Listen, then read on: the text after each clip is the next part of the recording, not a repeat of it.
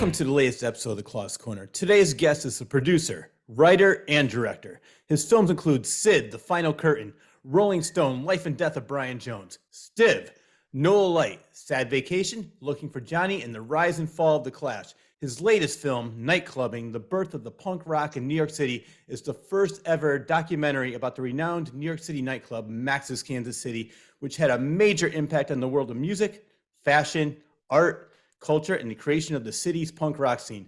Everyone from David Bowie, Iggy Pop, New York Dolls, Lou Reed, Tom Waits, Bonnie Raitt, Patti Smith, Bob Marley and the Wailers, Billy Idol, Bruce Springsteen, the Ramones, Aerosmith, Alice Cooper, and many, many, many more perform there on a regular basis.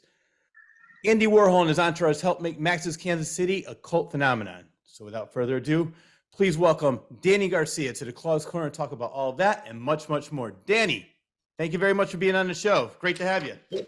Thank you for having me. A pleasure. Yeah. So you're actually in Spain right now. So yeah, I'm Spanish. I was born and bred in Barcelona. But I've been. I lived in London in the 90s. I spent time in New York and in LA as well.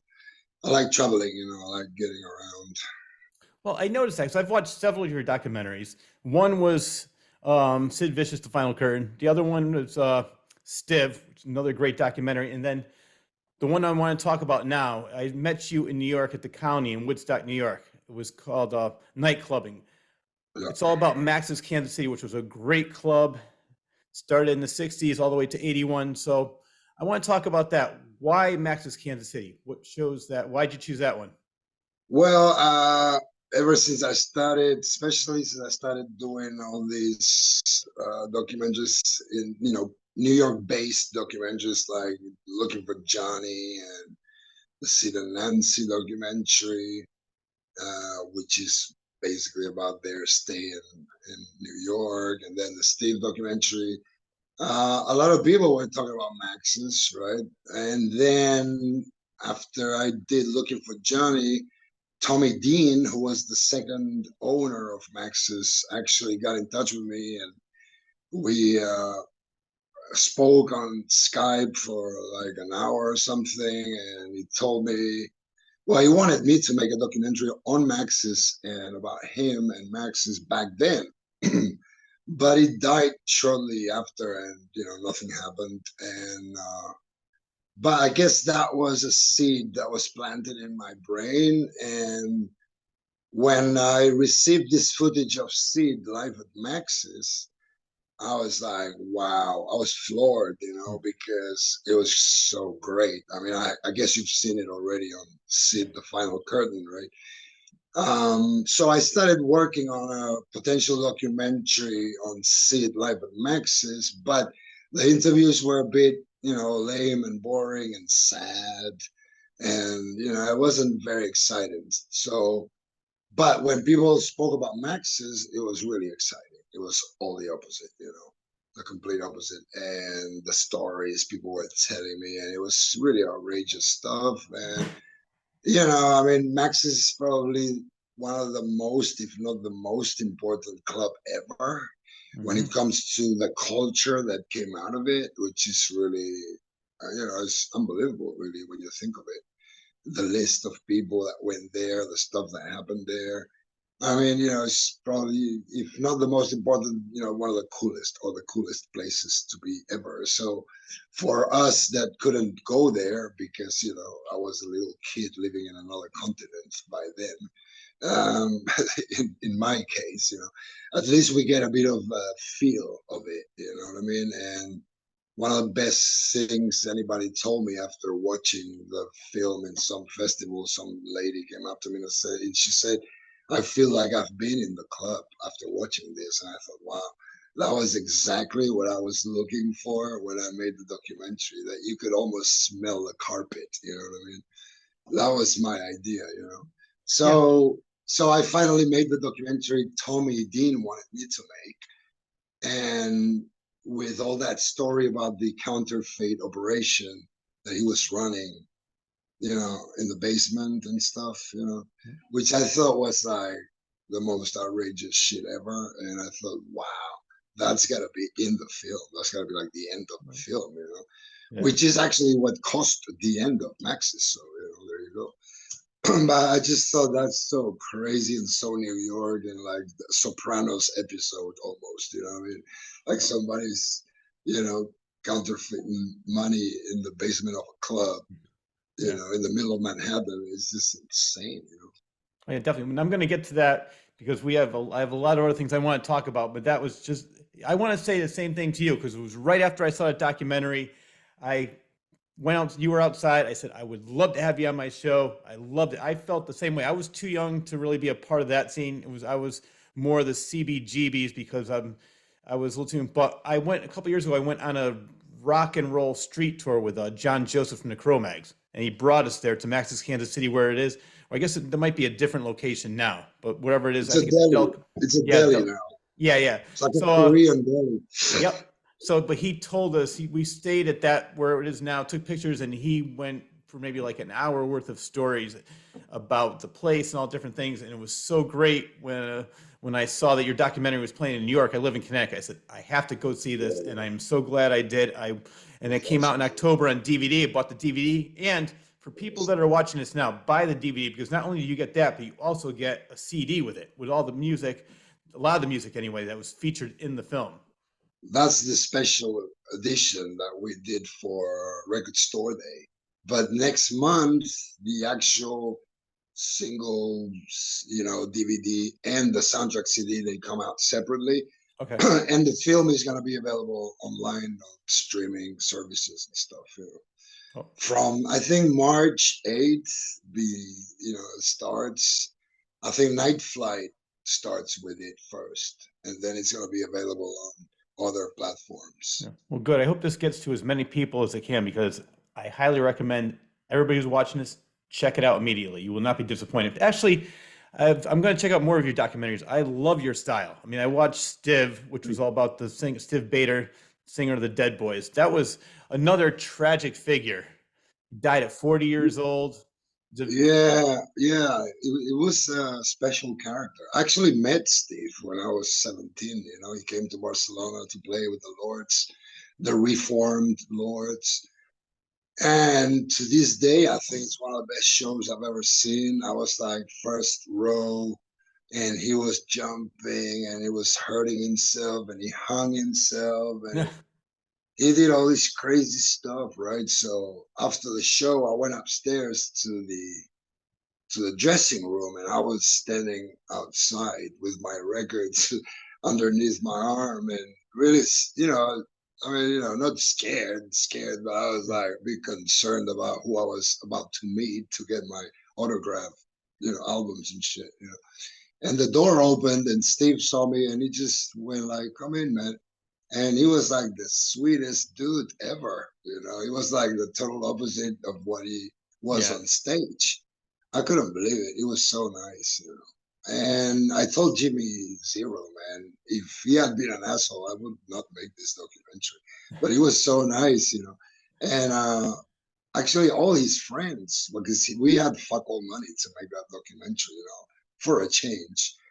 And all his friends helped us with materials, you know, photography and music rights, videos, everything. They really sort us out. So that happened. That documentary happened because of the love that Steve's friends still have for him today.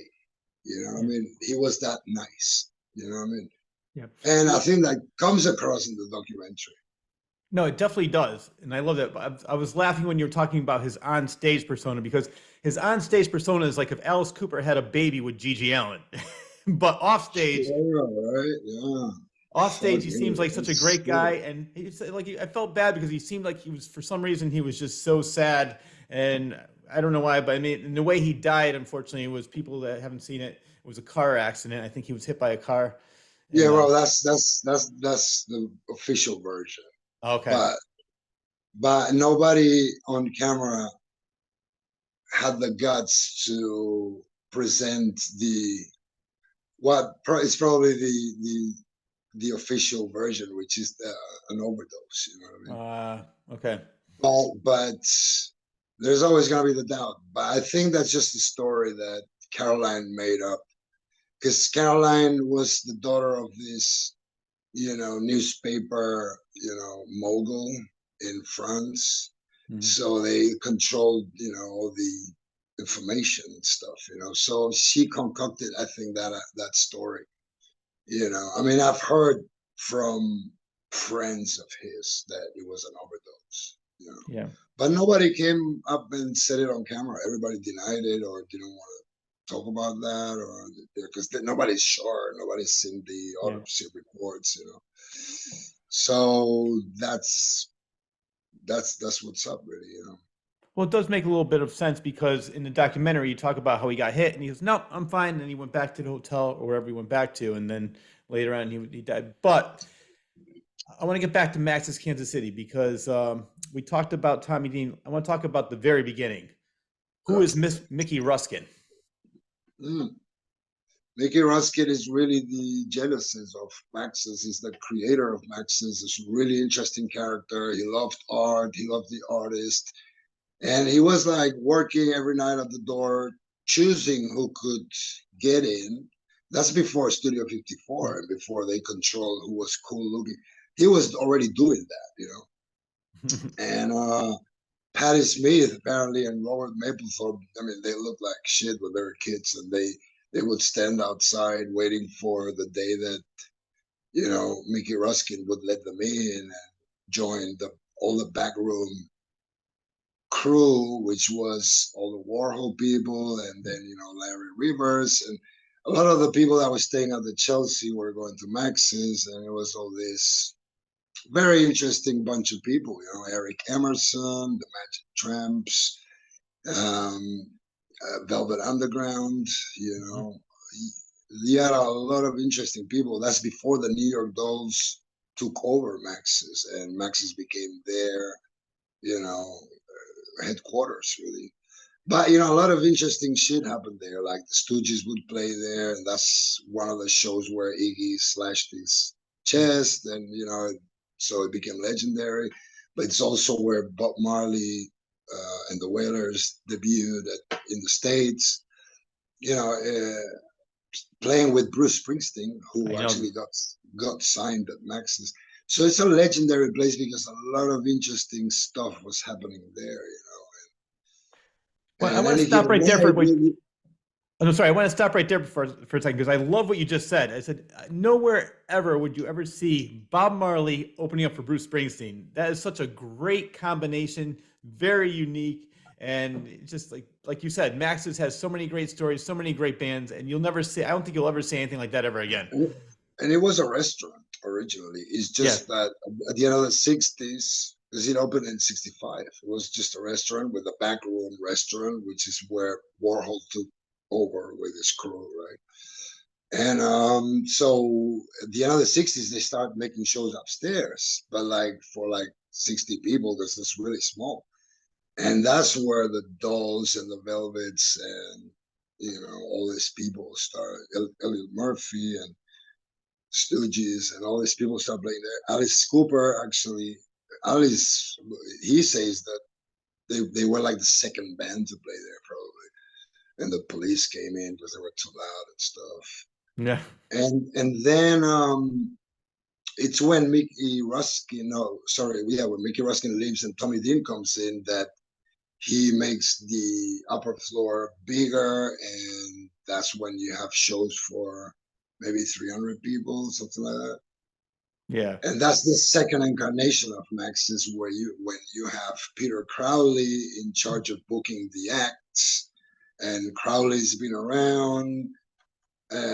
He started Mothers, which was another one of the clubs that you could play, you know, between 74, 75, something like that. Before Tommy Dean took over Max's.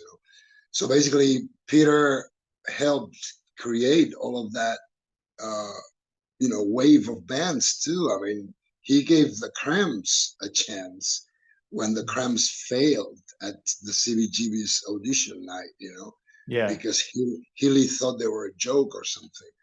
And Peter saw something in them, and they were completely out of tune apparently. And he said, "Just come over and bring a tuning machine, and I'll give you shows." And you got to be a bit of a visionary, you know what I mean, when you do something like that, and then the Cramps become the Cramps that we all know. You know what I mean? Yeah, no, definitely. Well, let's talk about that because, as we mentioned, Tommy Dean was the second owner, and Mickey Ruskin owned it for how long? How many years did he own the club for before he closed Well, for like 10 years, right? I think he closed December '74. I can't remember exactly right it? now, Okay. but yeah, I mean, it's like from '65. I think December '65 to December '74. He just closed the door and left the field dead, and like he didn't want to know about it anymore. Tommy Dean paid the electric bill, and he took over basically. And Which is really originally, it crazy. opened as a disco. Is that correct? Well, yeah, I think Tommy Dean, was a bit of a mafioso type Brooklyn dude, and he probably liked the disco music, and he thought, "I'm just gonna make a disco here," but obviously it didn't work. And then it's when he gets Peter Crowley to start booking bands. And apparently, originally they were trying to do what the Mickey Ruskin era was doing, which was booking all types of bands: funk, soul, disco, rock, whatever, right?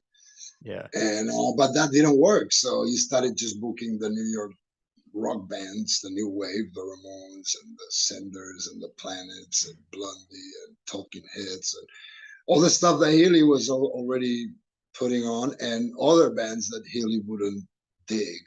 He was giving them a chance, like the Cramps or many others, I'm sure. Do you think that they went from disco to punk and other types of music because of CBGBs? Was there a little bit of bad blood between the two clubs? Well, I mean, no, basically, Tommy Dean gets there. He doesn't really, he's not a music guy. And I guess somebody told him to get Peter to book bands there, and because he needed somebody who knew what was going Yeah. on. Tommy Dean was not hip to music, at least at that point. I don't think, because of that move. And also, he changed the decor, and it was apparently really awful and stuff. So he had to go back to the original decor, I think. It was a bit tacky, it was a bit of a mafioso type tacky guy, probably with the big lapels and all that stuff. I mean, you've seen the photos with the big mustache and Oh all yeah. that. Yeah. And there's people with guns and doing fucking fucked up operations in the basement at some point. So that's the kind of people they are. So I don't expect them to know the Stooges or anything. Yeah. So it is thanks to the involvement of Peter Crowley. And well, I mean, you got the crowd that used to go there and Jane County and stuff. So I'm sure he had a lot of people in his ear telling him, "Dude, what the fuck you doing with this? Go back to the roots. Put something good here. Yeah. Because Put that was your the crowd that was going there, and that's what they wanted. Like Sonny Vincent says, you could do anything at Max's because you would play at midnight and then at 2 a.m. or whatever. You had like a really late show, and the crowd would be like taxi drivers and junkies and prostitutes and strippers and other band members and like weird people that don't have to wake up at 8 a.m. Or yeah. 7 a.m. or whatever. So that crowd was used to freak out shows. Somebody like the Testers, for instance, at 2 a.m. That what I mean. That that was what they wanted. Mm-hmm. Yeah. Well, you mentioned. Oh, actually, Alice Cooper mentioned that in the documentary. He said that Max's was great because they allowed him to create and experiment. And like you said, he'd play at 3 o'clock in the morning. There'd be taxi drivers, other people there, and he basically that's where he was able to find himself and find his persona. And then he went on to obviously big things. So that I'm so glad that Peter Crowley did do that and gave people like the Cramps and all these other bands you're mentioning a chance because as I mentioned in the intro, there's so many name bands that play there, like David Bowie, Alice Cooper, Ramones, but there's so many other bands that you're mentioning that really didn't go on to worldwide fame, but they're great and they were huge at Max's. One of the bands I want to talk about is you brought them up, is Wayne County, Jane County. And I was doing my research on them, and I didn't realize it, that the police actually supported them during the 1977 tour of Holland. So they were pretty big around that time. Well, the thing is that what's his name? Stuart Copeland's brother, who had the company IRS. Well, one of the Copeland with the record company, right? He brought Sherry Vanilla over to the UK to do some shows, and the Police were the backing band. And you can see photos of Sting with the Max's T-shirt and stuff. Yeah. And so around that time, Jane County goes over there, and Peter Crowley was managing County. So Peter left his job for like a year because they went to Europe and did a lot of work there. She had a new band, the Electric Chairs, and they were like a chunk of New York punk in London in like 77 when there was a high demand for shows. So they did really well. She did well in Germany as well. I mean, she's amazing, really. And the story, she was the DJ in '69 at Max's. She was DJing like British Invasion stuff. The Kings, and there's this famous photo of her where she got Dave Clark 5 on her wig. You can see Dave Clark. So that's amazing. She would like be spitting all that stuff. In '69 already. And then she continued being the DJ later on as well in the second incarnation of Max's. So she was a big, big part of it. Oh yeah. And like everybody says, Max's was a place, that was very important to them because not only was a place where you could get drunk and have fun and meet interesting people all the time, not only famous people like John Lennon and George Harrison and Bowie and Lou Reed and so on and so on. Just regular people that made Max's, and that, they were artists as well that we will never hear from or about. Just interesting people, you know what I mean? And also you could get fed, you could get free food. Mm-hmm.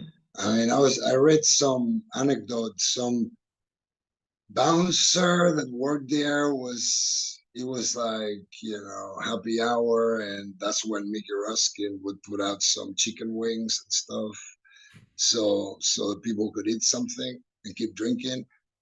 And the dude went up to get some chicken wings, and suddenly he's fighting with some lady over the chicken wings, and he looks around and it's Janis Joplin, and she's fighting for a chicken wing, you know what I mean, with this bouncer. So that's the kind of place, you could get fed. These people had no money, all the freaks, all the transvestites of the factory. Can you believe it? I mean, the Maxis was so important for all these people. It was their headquarters for, very good reasons, and Mickey Ruskin allowed all this. And then later, Tommy Dean, he carried on with the tradition. He became Johnny Thunder's manager for a while. He gave him gigs. He gave him gigs all the time, and money, and advances and food and so on. So, this place was like a safe haven for freaks during a decade and a half or whatever. Yeah. So it was very, very important. Yeah. Well, you mentioned that Jane County started off as a DJ over there. Another person that started off as a waitress or bartender was Blondie, Debbie Harry. So she was working there before she became who she is. So I love the fact, I love watching your documentary and listening to all these stories of where these great musicians got their start. Yeah, I mean, I always kind of knew about that. She was doing the stilettos probably by then. That's before Blondie. But yeah, I'm not surprised. She looks great. She's interesting. She would be somebody who would want to be in that crowd and get to know that crowd and get to know Warhol. And I mean, anybody would. So I totally understand the move. You know, I mean, I've met and spoken to various people who work there, either as waitresses or busboy. I mean, I know this guy who's a art dealer these days, but back then he was a busboy in Maxis for like a week, and one day Mika Ruskin turns around and say, "Look, man, I see you look better as a client than as a busboy. So from now on, you just can't come here and drink for free. You're just a client, right? You don't work here anymore." And I thought, wow, that's really out there, you know. But Oh yeah. Mickey was like that, you know. Yeah, like you said, it was long before Studio 54 started doing that, telling people, "No, you're not cool enough for this club." Or, uh, but you Right? mentioned I want to go back to you were talking about like letting all the quote unquote freaks perform there, and Jane County had so many great stories. One of the stories I want to talk about is when Dick Manitoba started a fight with her, and she took the mic stand, cracked him over the skull. He had a No. concussion. I guess around that time it divided the scene, according to the documentary. Yeah, apparently so, you know. I mean, we're talking 70, what? 75? You know, the attitude towards transsexual people, gay people, it was not the attitude we have now. You know, or Yeah. the culture and education we have now. It wasn't the same. So, you know, I mean, you have to remember, you've seen The Warriors, right? The movie The Love that movie. Warriors. All right, well, that's how New York looked back then.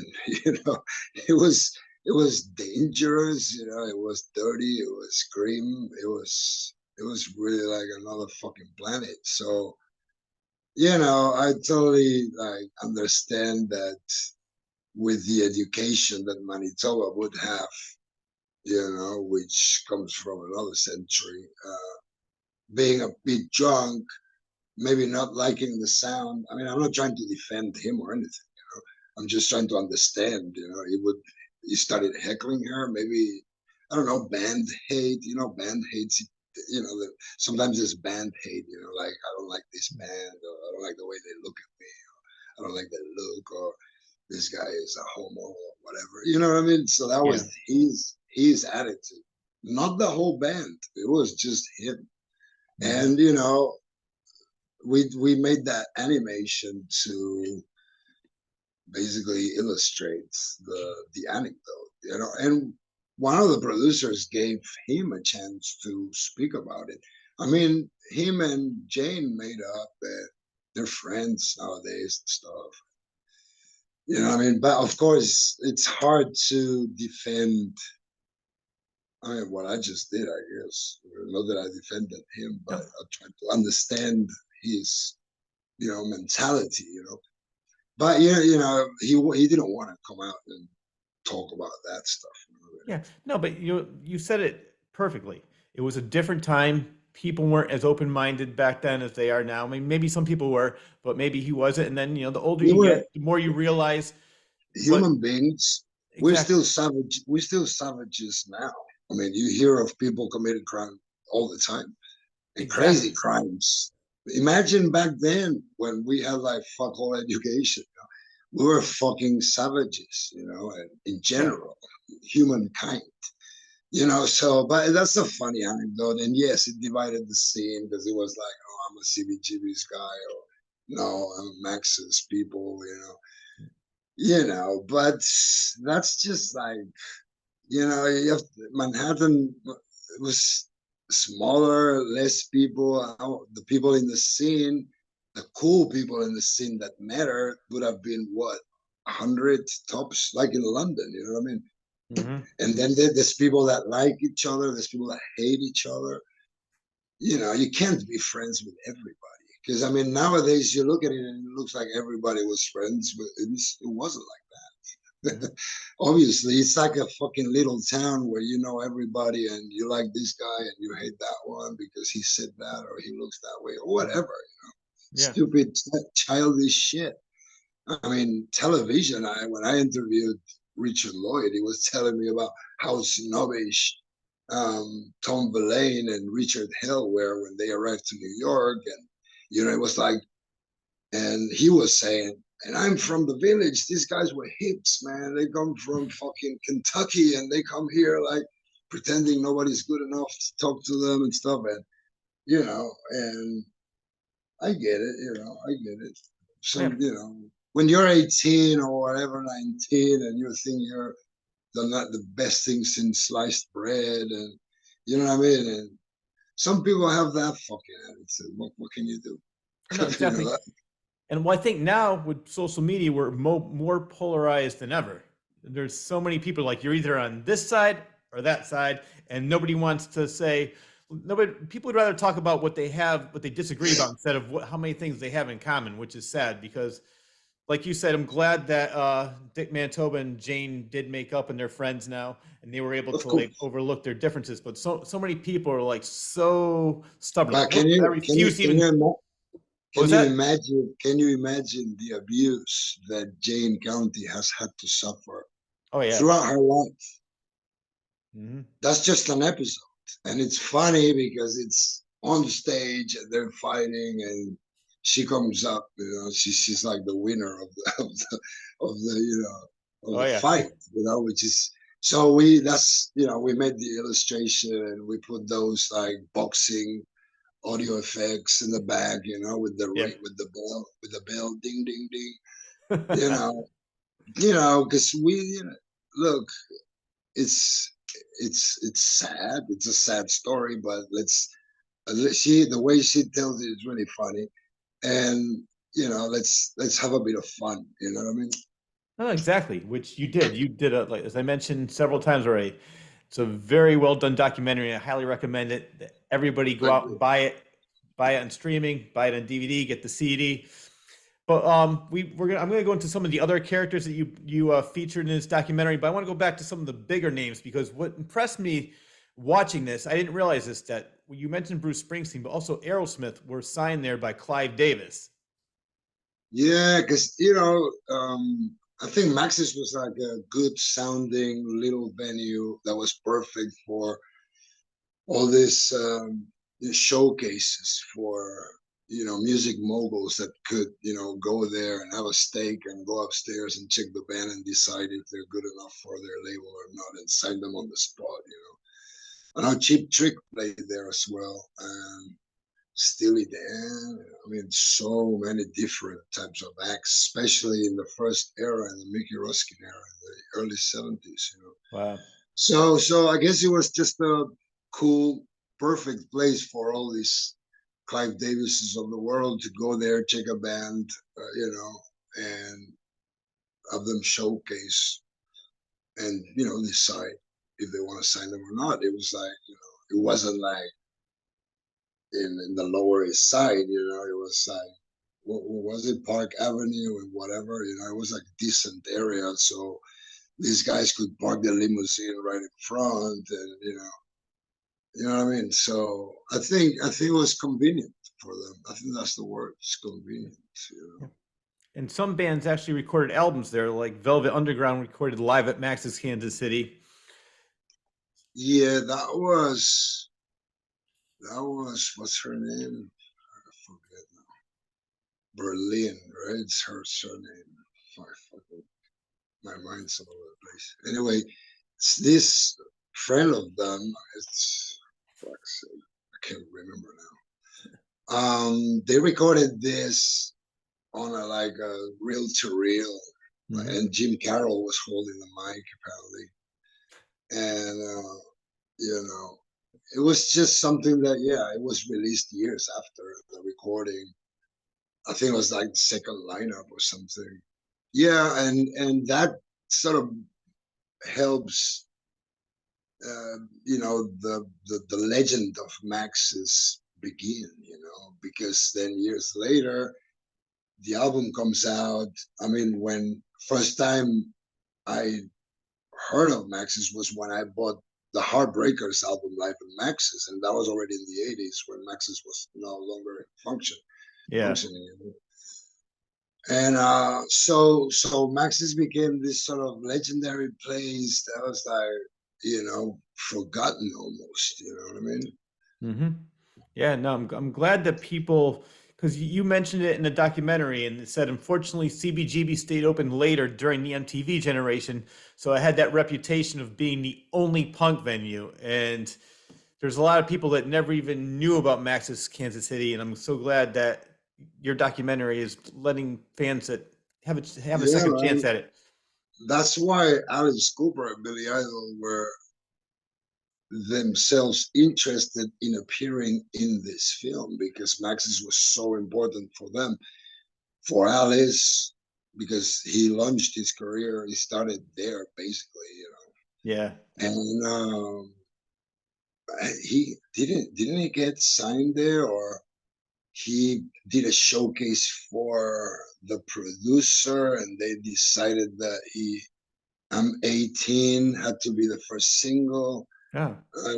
In the extras, there's great stuff because there's other stories I couldn't fit in the movie. Yeah. But yeah, I mean, Well, yeah, it's they just made comments. Well, so they made comments that Alice Cooper was there so often that people thought he actually lived there. yeah, right, exactly. Yeah, I mean, you would want to be there, He was hanging out with John Lennon and all these really interesting people, drinking, having fun. I mean, why wouldn't you go there? It was just a hit place to go to. I don't know. If I was old enough and I lived not too far from there, I would be there every night too if I can get in. I don't blame them. I want to talk about this because he brought this up. Alice Cooper brought the story up, and let's talk about George Harrison and his magic rubies. Yeah, it was so crazy. But that's just a rich dude who I guess was a bit shy probably to communicate with girls. Hey, I want to take you home. So that was his way of doing it. Like, I put this rock in front of you, and if you dig it and you grab it, then it's on. Yeah, it's crazy, man. It's like, what? I mean, it was so surreal. That's why we also made an illustration, a little animation of that too, Yeah. you know, because I was like, that's just crazy stuff. But, people back then, man, they were a bit out there. What's funny, you mentioned him being shy. I interviewed a couple from Liverpool, and the wife dated Paul McCartney and George Harrison, and she said exactly what you just said, that he was one of the shyest people. And it was basically John Lennon said, he wants to go out with you. Like, he wouldn't Hey, even say a word. I'm not a George Harrison uh, specialist. I mean, I love the Yeah. Beatles and I love George Harrison and all those Yeah. guys. But just by looking at him, you can tell he's shy. By how he sings, it's not you can tell he's not the most extrovert guy. Mhm. And I'm sure he did that Ruby thing with kindness in his heart and not with Oh, yeah. this disdain. Like, I'm a rock star and look, I'm flashing this in front of you type deal. What I don't know is what happened with the Ruby later. Does she get to keep it or not? He's probably like, I'm going to need that back for tomorrow night. Yeah, right. Listen about that rock there, right? There's another character in the documentary I want to talk about. His name is Malcolm McLaren. I want to talk about his relationship with the New York Dolls. You mentioned them. They had a residency there for a little while, and the Sex Pistols. Yeah, well, Malcolm was a genius. I mean, he was crazy, a crazy guy.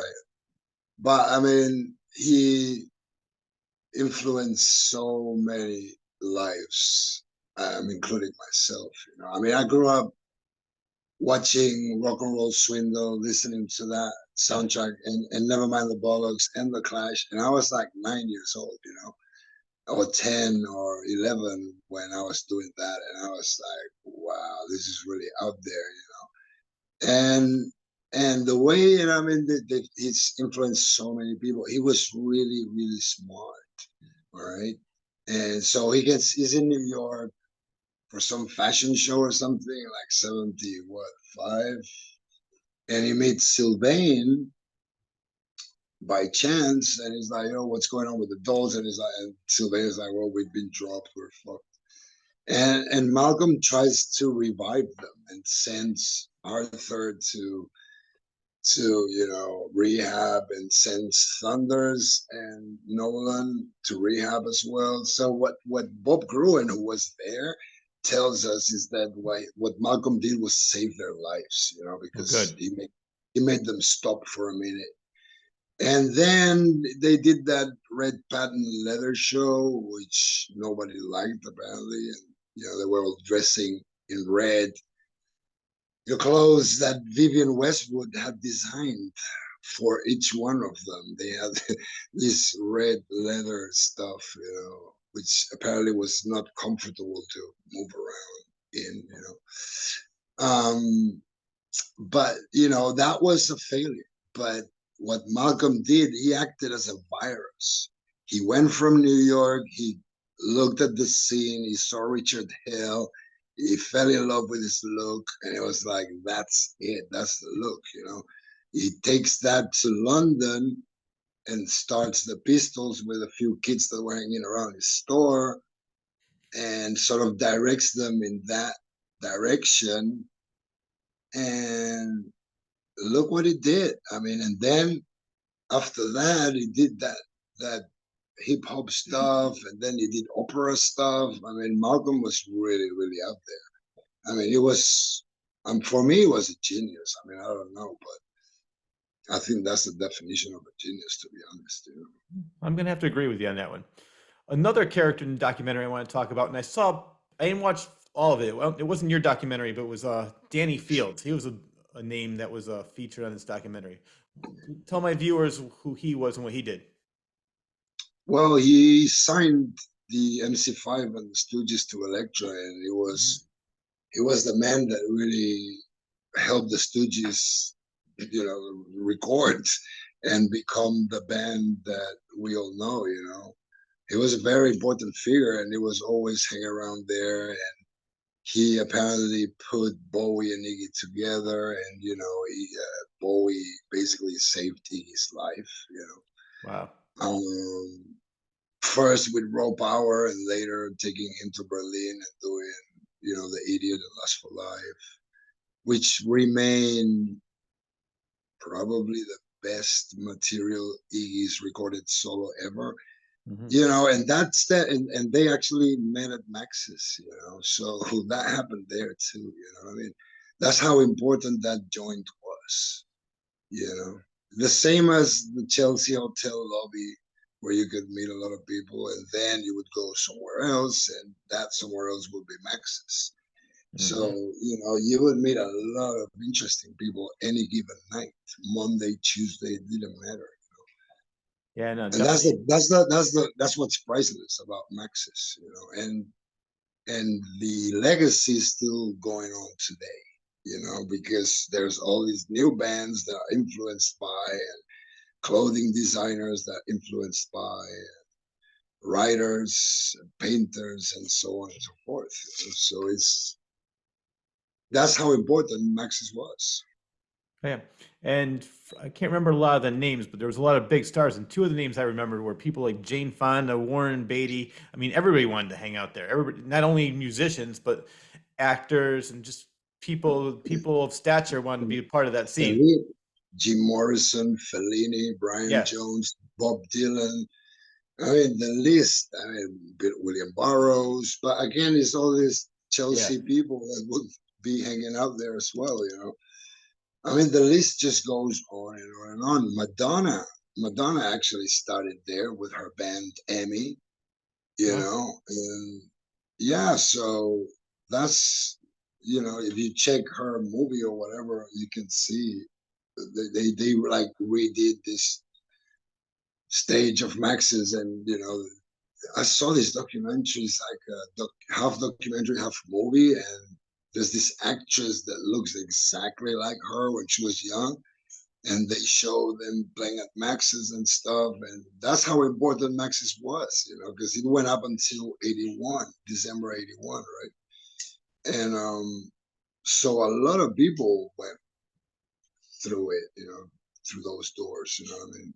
The Ramones too, before they became a CBGB's band, mm-hmm. played at Max's as well. Yeah, I wish that they made that into an historical landmark. I mean, there's so much history to. I know it's a delicatessen now, They and should, they should, they yeah, should. But it's counterculture, so yeah. I don't expect anything from New York town hall. Yeah, no, Oh, I definitely know what you're saying. It's not everybody's cup of tea, but there's so many great things, and that's why, again, I'm so glad that you're exposing all these great stories and all the people that came from there. Another one, I've met him several times, and along with John Joseph was Harley Flanagan. He started playing there at 12 years old with the Stimulators. again, that's another sign that Maxis was insane. How do you let 12-year-olds come in and hang out and get drunk and this and that and the other? All right, he was playing drums in the Stimulators, but I've met other people, women who were hanging out there when they were 12 and 13. And I was like, oh my God, what a fucking crazy place. Because you got junkies, you got people having sex in the toilets and Yeah. snorting drugs. And there's kids there as well, but that's how New York was. It was fucking crazy. I mean, watch the fucking Warriors again. That's how crazy it was. Yeah, and Maxis was just a reflection of that madness of the era. Well, you mentioned Warriors several times. That's one of my favorite movies still. Growing up, it was one of my favorite movies. But I was lucky enough to interview Apache Ramos and also David Harris, and I'm going to be interviewing another actor from that movie. And we same exactly what you're talking about now. They said exactly the same thing, talking about the graffiti on the subways and how people were. It said it was just a Wild. completely different world. The Wild West, man. The Wild Yep, West. that's exactly what all three of them said at different times, and it's just complete. Now it's basically Disneyland compared to what it was back then. Yeah, it's just the city. It's very safe. A lot of cops everywhere. You can go with your family, and but there's still a lot of madness too. A lot of crazy people out in the street. Yep. But I don't feel especially unsafe in New York. But there's a lot of crazy people out there. That's for sure. Oh no, there's definitely and there's crazy people anywhere, but I have never ever walked down the streets of New York and said I'm fearing for my life like I would have back then in the 70s. Well, no, no, nothing like that. Nothing Yeah. like that. Well, you mentioned several albums that came out, and I mentioned Velvet Underground. Another one I want to talk about it was Max's Kansas City 1976 and Beyond album. Peter Crowley used that as an advertisement for the venue. Yeah, I guess he was showcasing some of the talent that was playing there in that second incarnation. So yeah, a few those are the bands that agreed to do it because like the Heartbreakers were already dogs or wanted to do it. They didn't want to be part of it or something. So you got Jane County and few other people I forget now, but it's a great album. Really, it was reissued by Jungle Records, I believe, a few years ago with the addition of a few other tracks. Oh, it's really great stuff. Really great. Yeah. Well, I want to talk about there's another club not too far from there. I'm thinking it was the Gaslight Cafe. Tell me how that helped Max's. I'm not sure. This might Well, have been the second incarnation. I'm thinking, right? no, that was the very, very beginning. Oh, it's okay. So this guy, I forget his name, he had this license. I mean, he was booking shows at the Gaslight. I mean, I guess it must have been folk music, really, just people with acoustic guitars. And because it was in the village, right? And they lost the license, they couldn't have bands anymore or music anymore. And he asked Mickey Ruskin if he could do it at Max's upstairs in this I don't know what it was. I guess it was like a storage room or something. And that's where the first shows happened. It was upstairs at Ah, Max's. yep. And then the rest is history. That's like So 1969 or something okay, yeah, and he opened it in '65 and sold it in '74. Left in '74 for Tommy Dean. The we talked about Sid Vicious, and you had that documentary, The Final Curtain, all about Sid Vicious. I think it was his last several days in New York, if I'm remembering correctly. Your documentary. Yeah, well, that's when I started this Maxis thing. What Yeah, I was doing prior was interviewing people for this SID thing. But like I said, it wasn't going anywhere. yeah, So once I finished the Maxis thing, where we included one of the tracks that we obtained from this Japanese dude who recorded Sid at Maxis in '78. So I decided to put together a little short film so I could include everything we had obtained from him, Yeah. and we could give it to the people, and we put it on YouTube for free. Because 10 years ago, our first documentary came out, The Rise and Fall of the Clash. So this was like a way of thanking everybody for watching and supporting our crazy endeavors. Well, the reason I brought him up So again, what was that? I'm sorry. no, so that was the result basically. See, the final curtain is like a 22-minute little Yeah. thing with a few chunks of the interviews we did for Sad Vacation and some of the ones we did for this project, and that's what came out basically. Well, the reason I brought him up again was because after the Sex Pistols broke up, he came back as a solo artist. How was he received? Well, I guess the punks loved him, and the people in the street hated him and heckled him and wanted to fight with him.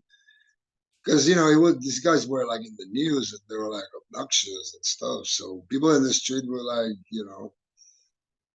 not nice to punks, and that's also something we speak about in the documentary. That Yeah. Sonny Vincent is like, yeah, people would be yelling, "Where the fuck you going to a Halloween party?"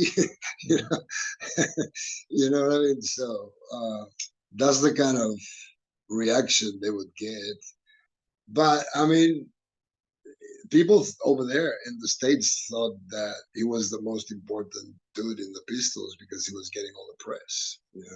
Mhm. So, the first show he did with Mick Jones on guitar, and he had Jerry Nolan on drums and Arthur Kane on bass, and this other guitarist from London. And it was full. It was packed. That's I think the first Thursday he did there, 2 shows. It was packed, but the show was over. But the footage we obtained was from the very last show. Mhm. And that's like 12 days before Nancy dies. And nobody had seen that footage. This guy had it like locked up for like forever since '78. And when we did Sad Vacation, he got in touch with us and he said, "Hey, by the way, nice movie, blah, blah, blah. By the way, I have this footage of Sid at Max's." And I said, "What? That doesn't exist. Nobody's ever seen that." He said, "Yeah, yeah, I have it. I'll send it to you." And he did. Wow. And I was floored, because the band by then was cooking. The sound is good. He's singing good. So he's really, you know, people always been talking shit about the live shows of Sid at Max's, and this shows the opposite. It Mhm. shows that actually he was getting it together, by the end of it. Because after the first Thursday that he did with Mick Jones, he did like 3 other nights, which are these last nights: Thursday, Friday, Saturday, right? And this footage is from the second show, the late show, Saturday night. All right. So it's the very last time he's on stage. And there is no more footage. It's only like 3.5 minutes. We don't have the full show or anything. We're not saving anything for the future. That's all it is. There's nothing else. It's Super 8 with sound. And I mean, it's just amazing. It's an amazing document in itself. Oh yeah. Well, that's a great segue to what I wanted to talk about was, you had that footage, somebody reached out to you. Was it very difficult to obtain some of the other footage and try and track down all the people that you did that were part of Max's back in the heyday? It was a nightmare. I can imagine. Yeah, it was a nightmare. Some people, for some odd reason, didn't want to cooperate. So, in the 11th hour, we got some footage, and that's the footage you see of people hanging out, like Patti Smith and stuff. in the back room and Candy Darling and stuff, you know. But yeah, no, it's really hard, man. You know, all this, I mean, filmmaking, shooting and editing, it's really nice and really cool and inspiring, and it's a beautiful thing. But all the office work stuff, get in touch with somebody, negotiate the fees. It's a nightmare, especially when, I mean, we're a two-man operation and we don't have money. You know, it's really hard for us to do these films. You know, so we really appreciate the support we get from people. And I mean, look, when we did Steve, right? Some friends of Steve from back in the day that were following him around with a Super 8 camera, no sound, all right? They gave us like 5 minutes of Dead Boys and New York 78, you know, like city shots and CBGBs and stuff. And they gave it to us for free, you know. Yeah. And then they sent me footage of the New York Dolls and the Stooges in 73 playing in Cleveland that nobody had ever seen before. And that's what you see in nightclubbing. So it's still thanks to Steve and his friends that I'm able to make these films happen. You know what I mean? So like one thing helps the other. And you know what I mean? I'm still using outtakes from Looking for Johnny from the Sylvain interview that I did. Sylvain died a few years ago, unfortunately. So, you know, thank God we got a bit of archive that we didn't use in Looking for Johnny that we can still use today. I love it. So, from start to finish, how long did it actually take to put this documentary together? A couple of years, we did it through the pandemic. We started having people send us their own interviews or sending crews to their homes and shooting interviews, doing it, doing everything remotely. Obviously, we couldn't travel. You know, it was the fucking pandemic. You know, so Yeah. we collected everything for a couple of years, and then we put it together in a few months. Editing is always months of work, weeks and weeks, and changing things and then adding things, and then something comes up at the 11th hour and you mix it in. It's always like that, you know. I mean, especially for independent filmmakers, you know. I mean, it's never easy for us, you know. I mean, we don't have a budget. Sometimes we don't even have a budget. We're paying everything ourselves. You know? Yeah.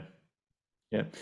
Well, you mentioned earlier saying that, people would be like, "Oh, where do you go into a Halloween costume or a Halloween party?" And punk sometimes for some people has a bad connotation.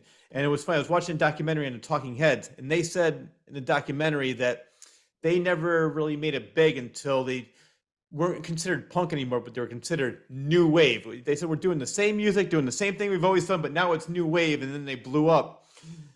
Yeah. It's just it's sad that I don't know why that word punk had such a bad rap for not with everybody, but with some people saying like, "Oh, that's not legitimate."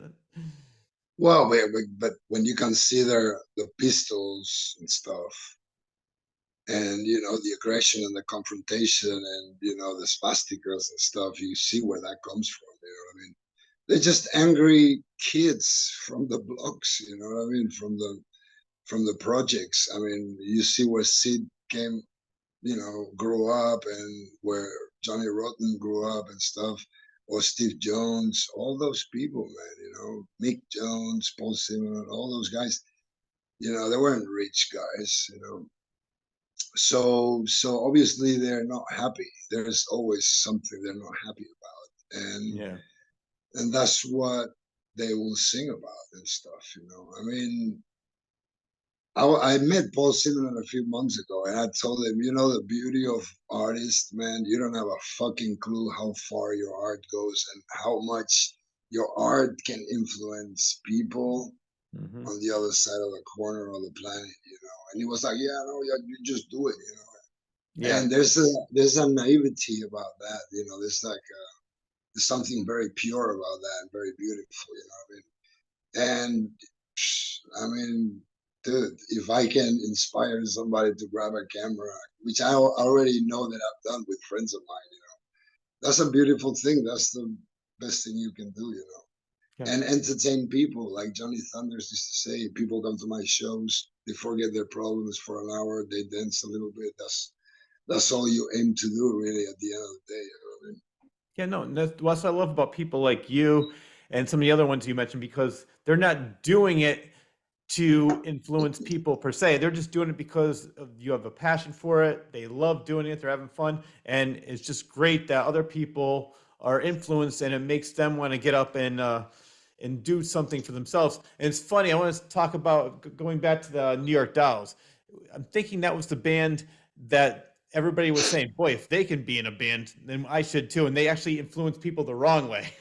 Yeah, well, the smart people got it right. You know, what I mean, Yeah, because I know people who are junkies or ex-junkies because Johnny Thunders, and I'm like, dude, like I was a hardcore Johnny Thunders fan. I grew up with junkies, I never showed up in my life because precisely Johnny Thunders, if you look at him and you go, well, don't do that. He was like an anti-drug walking advertisement. yeah, I mean, listen to the fucking lyrics. All my best things are in Hulk. I mean, do you want all your best things of the fucking. It's just, dude, it's so obvious. There's so many things you can learn from Johnny Thunders, about, his music, his lyrics, the way he sings, his style. I mean, there's so many stuff, positive stuff that you can learn from Thunders, but not to fucking shoot up. Precisely, that's what killed him, man. I yeah. mean, that's what fucked up his whole life. I mean, he was very prolific because he needed the money to keep on doing what he was doing. So he played a lot of gigs and recorded a lot of stuff, and it was so great, man. And I loved from the first moment I heard the New York Dolls, I was hooked. I was like, oh my God, who's this guitar player, man? This is the best shit ever, you know? And that Yeah. was Johnny Thunders. So I became, I mean, I was going to school. I'm talking high school, all right, like 16 years old, with a with a denim jacket with Johnny Thunders written on the back. And I never done that in my life, you know. Like, heavy metal kids would have like Iron Maiden and shit. Yeah, yeah. Well, I had Johnny Thunders, that's how crazy I love that sound, like sound of the guitar, the desperation, in his voice, what I mean? Like you could tell he was real, you know what I mean? You could like it or not like it, but one thing you cannot say is he's faking it. He's not faking it. That guy's got pain inside and it's real. You know Mhm. what I mean? And that's why he was shutting up because everybody who uses drugs is, I don't know, is filling a gap that's inside of them. And Mhm. and Oh yeah. people are more than the substance they use, what I mean? Because so I've been accused of glorifying junkies and drugs, and I'm like, I think it's the total opposite. I think you should watch the movie again, to and think, what I mean? Because that's not what I'm doing, by the way. I mean, because I made a few documentaries about people with substance abuse problems that have ended dead. And actually, I remember when I finished the Brian Jones documentary, I was telling my friends, well, the difference between this documentary, the last two ones, is that in this case, his his friends didn't snort his ashes, like in Sid's and Yeah. Steve's case, which I thought was pretty hilarious. But I've graduated from dead people to buildings now. I did Max's. Now I'm working on a documentary on the Chelsea Hotel. Oh, So now I'm doing buildings. So it's a nice thing. well, I cannot wait to see that because I know a little bit about the Chelsea Hotel, probably nowhere near as much I'm going to find out when I watch your documentary. So I do have to have you back on the show once that comes out. I want to talk about that. Yeah, whenever you want, dude. Yeah. Well, when's that one Um, coming out? well, hopefully by the summer we're gonna have a first cut ready to go and start doing festivals and stuff. That's our aim. We're working right now. It's looking good. It's like a short thing. It's like 70 minutes, but it's really, chock a block with information. All right. Well, I definitely look It's at. Are you really, going to do a tour again? Like I know you said festivals, but last year you it seemed I like you did might a do little New mini York. tour. I might do New York, but yeah, it's too expensive. It's too tiring, man. Yeah. I can just send the movie and they can just show it and that's it. Yeah. If Yeah. I can, if I can, I'll do a couple of cities, besides New York. We'll see. All right. Well, I'm definitely going to look forward to it, and I'll keep all my viewers updated and when you're going to be on again. But before we go, I want a couple other things to talk about because we did mention the punk scene, like and how some people weren't a fan of it, and it was like in the late '80s it started to change. And one example of that was the Johnny Blitz from the Dead Boys stabbing. That was in we talked In the about the Dead Boys, '70s, which in the end Stiv of was a part of. yeah, the end of the '70s. Yeah, that Yeah. was seven. That was '78. That was before Sid. Yeah, I mean, it was getting violent. People in the street were just confrontational. With these weird looking misfits. And you've been out there. There's fucking hooligans in every corner. Go out on a Saturday night and you might get in a fight. You know what I mean? Oh yeah. Because somebody doesn't like your face. So imagine back then again when the Warriors were happening. Imagine how it was. Anybody was packing heat or had a fucking knife or something. Dude, I don't trust anybody around me today. Imagine back in the day. No. So the violence with Johnny Blades, which was really unfortunate because it was really fucked up actually for the guy, was just another sign that like Cynthia says in the film that things were changing and it wasn't like cool anymore and it was dangerous for punks to walk around the street with a leather fucking jacket and your hair sprayed or whatever. But in London, that was the everyday story for these guys because it was the skinheads, it was the teddy boys. Everybody hated on the punks. So these guys were getting fucked up every day. They were getting, beaten up every day. It was just again, humankind, we're fucking savages now. And we Mhm. were even more savages back then. And the further you go back in the centuries, you'll see that we were really fucking savages. And we're still that same DNA type based people, man. We got the same savagery inside. Now we just tamed a little bit more and more and more. Yeah. Well, Thank God. yeah. No, exactly. But the sad thing is that from what I've seen, the people that look like the quote unquote freaks are way more normal, way more down to earth than the people that look normal. Like the Yeah, jocks are the ones that you are over there know, starting fights with people. The punks just want to live their life the way they're having fun. They're not really bothering anybody until somebody bothers them. And it's like it's a yeah, shame. well, that's the thing. When you see a freak, you already know, oh, this guy likes horror movies. Maybe snips glue, maybe smokes pot or Yeah. likes cocaine and speed. You already know. But when you see a dude with a suit and a fucking tie, you don't know. You Hmm. don't know what's underneath. That's the difference. Freaks, best people ever, because you already know they're fucking freaks. So they're not hiding, and Yeah. you know what's up, already from the start. But Yeah, it's the exactly. straight people that are dangerous and scary, man. Yeah. They're the ones I think that are going to the Halloween party. They're the ones that are dressed up in a costume, not the punks. The punks, that's how they really feel, and that's how they like to dress. The other ones in the suit and tie, I think they want to Bro, be like that, and they're the ones who are really freaks. Not everybody. every time there's like a shooting, I never see like a punk. I mean, yeah, there was those guys back in the day, Columbine. I think they were like a Yeah. big freaks and stuff. But besides those freaks, usually I don't see punks shooting up places and stuff. You know what I mean? They're No. fucking like straight people, straight kids, looking kids, whatever. You know what I mean? It's the normal people you have to be aware of. No, exactly. I agree with you 100%. Now, I want to talk about the final days of Max's because back then it was the final days of Max's, according to your documentary, were the earliest days of hardcore. Bands like the Bad Brains were playing there, Misfits, and so it was turning more into the hardcore scene, or maybe it was just music was changing a little bit. Yeah, the Beastie Boys as well. Before they went Yep. into rock, they were a hardcore band, you know. And again, that's Peter Crowley having his vision and going, oh, this is the next thing. You got Bad Brains, you got the Stimulators, who are a very important band that acted as the bridge between the punks Hmm. and the hardcore, you know, because they were playing faster and stuff. They were like influenced by the Damned and bands like that. And they were a great, great band. And then the Stimulators were so happy to include them in the film, you know.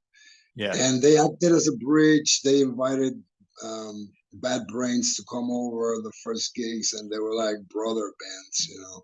And then you had the Beastie Boys, and then you got Jesse Malin's band, and all these new bands that were happening, and they were all playing Max's, and they were apparently playing there before they did CBGB matinees and stuff. The Misfits too were playing Max's, you know. So that's that's that's the very end of Max's, which is when Billy Idol got on stage and played a Mhm. few songs, and the next day it was closed. Yep. Well, actually, let's talk about that because that was the first time he ever played with Steve Stevens, and they did songs like "Dancing with Myself," which are everybody knows that song now. But that was the first time he ever played because he according to your documentary, he was there all the time. Was it? Did he play with his other band Generation X there a lot? No, no, he hung out there in '78 first for a few days. And then when he moved to New York, I guess he was hanging out there. But he was rehearsing already, and the Okay. drummer for his band was playing with another band at Max's the following day, which was the last night of Max's. And Billy was like, dude, we have to play, you know, we need to get up and do a few tracks, you know. Basically, he wanted to be on that stage, you know, and like he says in the film, that was his way of thanking Max's in New York for all the inspiration he had gotten out of that scene, you know. I love it. Once again, history was made at Max's. Yeah. Well, let's talk about the demise. I mean, you mentioned it a little bit in the beginning, but I want to get deeper into the story. It was tell me how the gambling and paying his electric bill was the beginning of the end for Tommy Dean in Max's Kansas City. Yeah, I mean, he was really into cocaine, him and his wife. And, you know, cocaine is expensive. And the more you take, the more you have to pay, you know. And basically, they started printing. I mean, she found out a way of bleaching out $1 bills. And then they had this Xerox machine that could do the color and everything, and they started printing $100 bills in the Oh, basement of Max's Kansas City, unbeknownst to probably 99% of the people that went there. You know, just a few people knew about it. Anyway, yeah, he paid the electric bill with a phony bill, and the vice president of Con Ed showed up at Max's and told them that they will accept his checks but not his cash anymore, which was a big red flag already, and he should have stopped there.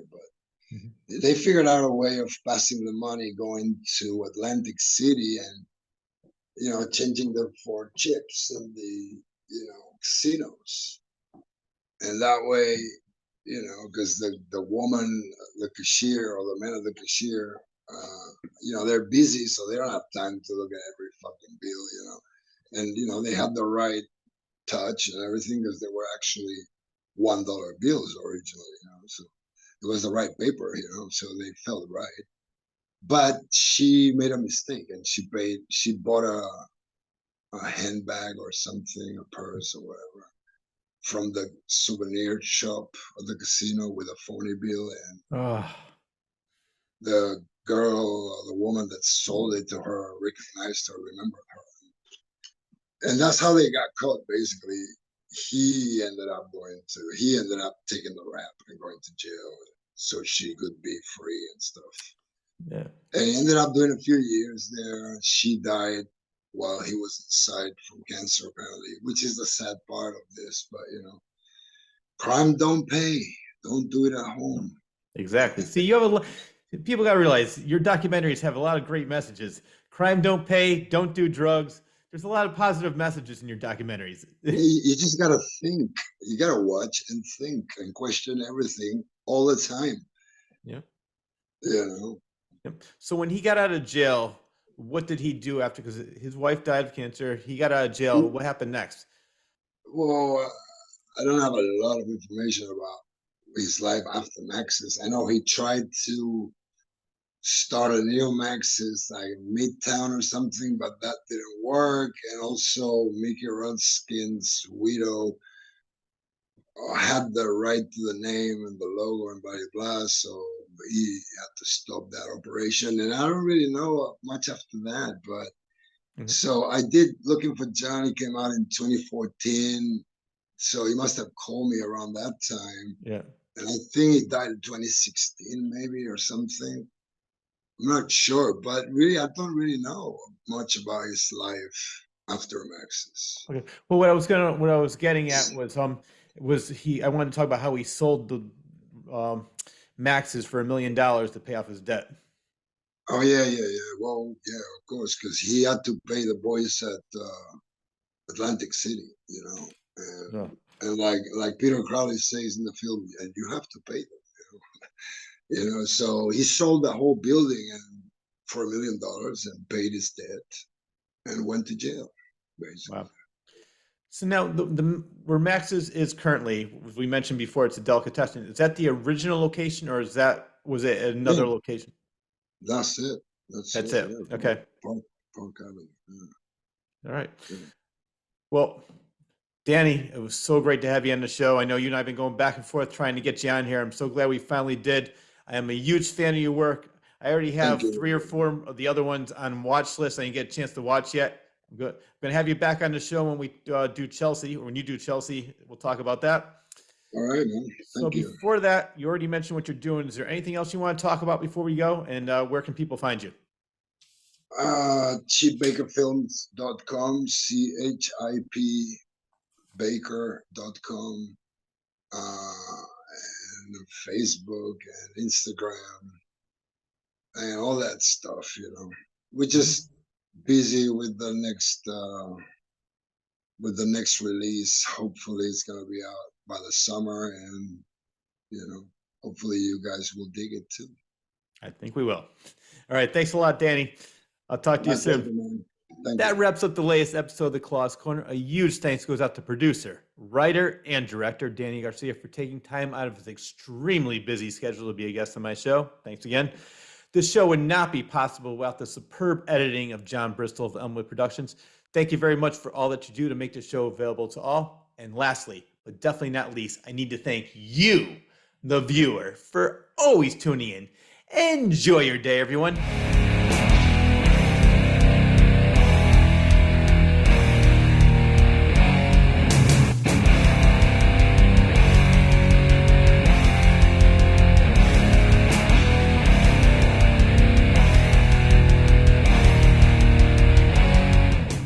From the frenetic mind of author Rich Sear.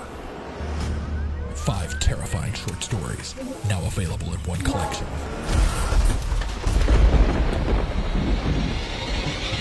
Confessions of a Frenetic Mind. 5 tales of blood-curdling terror, available on Amazon and Barnes & Noble.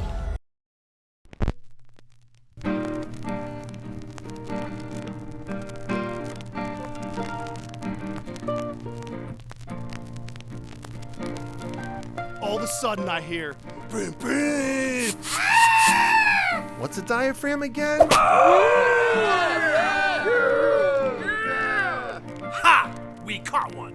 They're supposed to be weird. Oh, yeah, no. If you say so. I've always wanted to be in a movie. Waiting around for autumn, waiting around for autumn.